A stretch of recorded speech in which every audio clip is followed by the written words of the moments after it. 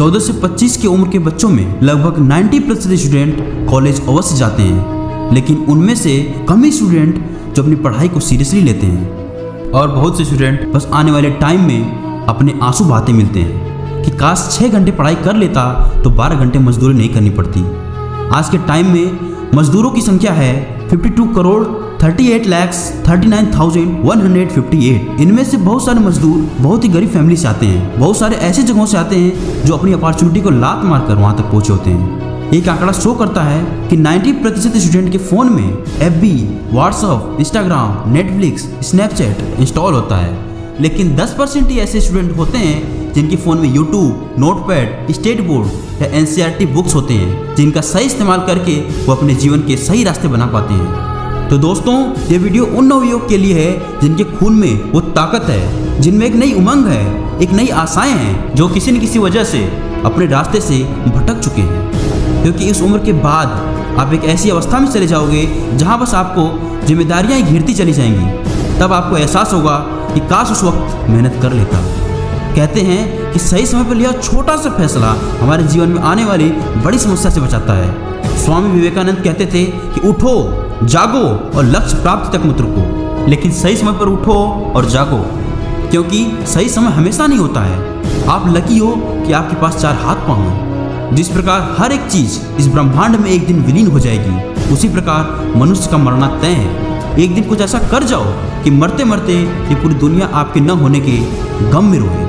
कुछ ऐसा ही संसार में अपनी छाप छोड़ जाओ। हर दिन खुद से क्वेश्चन करना कि क्या आप ऐसा कर रहे हैं। अगर आपके अंदर से जवाब हाँ का आता है तो ये समझ लेना कि आप सही रास्ते पर हैं। और कुछ लोग तो ऐसे होंगे कि जिन्हें एहसास ही नहीं होगा कि क्या सही है और क्या गलत। तो मैं ये कहता हूँ कि आप इतना रुक ही गए हो तो थोड़ा टाइम और रुक जाओ।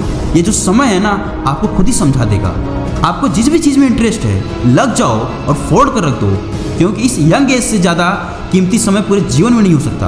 आप अगर एक बार भी किसी चीज़ में सफल हो जाते हो तो किसी का भी ध्यान आपकी पिछली असफलताओं पर नहीं जाएगा। इसलिए आप किसी पर्टिकुलर चीज़ में महान बन जाओ जिसके सामने आपकी सारी असफलताएं फीकी पड़ जाएं।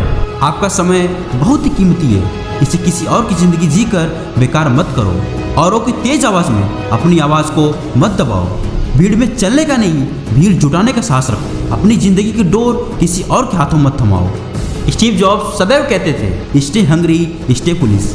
इसका मतलब भूखे रहिए और मूर्ख रहिए। भूखे यानी आपके अंदर कुछ करने की भूख सदैव होनी चाहिए। मूर्ख यानी आप मूर्ख रह कर ही कुछ सीख सकते हो। अगर आप ये सोचते हो कि आप सब कुछ जानते हो तो आप कुछ भी नहीं सीख सकते हो। क्या आप नहीं चाहते कि आपका भी नाम हो APJ अब्दुल कलाम की तरह, सचिन तेंदुलकर की तरह, विराट कोहली की तरह, महेंद्र सिंह धोनी की तरह, एलन मस्क की तरह? ऐसा कुछ कर जाओ ताकि आपके कर्म से आपकी पहचान बने। बहुत सारे लोग मन से ही हार जाते हैं।